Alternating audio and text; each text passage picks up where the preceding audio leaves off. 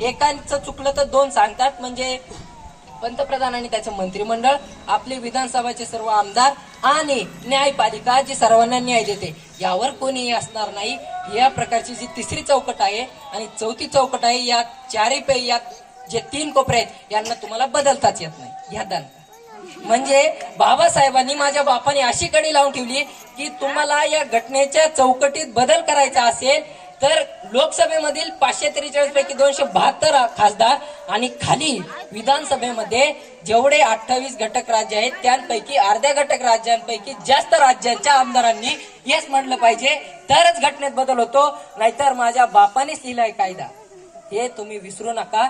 एवढंच आजच्या जयंतीनुसार मला तुम्हाला खूप काही सांगायचं होतं, पण वेळेअभावी मी इथंच थांबतो आणि तुमची रजा घेतो. जय भीम, जय संविधान.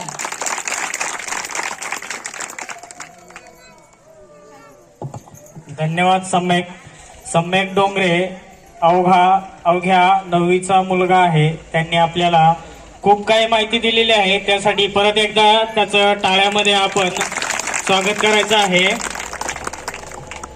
सम्यक डोंगरे याने आपल्याला जी माहिती दिली की डॉक्टर बाबासाहेब आंबेडकरांनी जे संविधान एवढ्या कष्टाने आणि भारतातल्या लोकांसाठी लिहून ठेवलेलं आहे, तर हे संविधान बदलण्यासाठी आज आपले जे अधिकार धोक्यात आहेत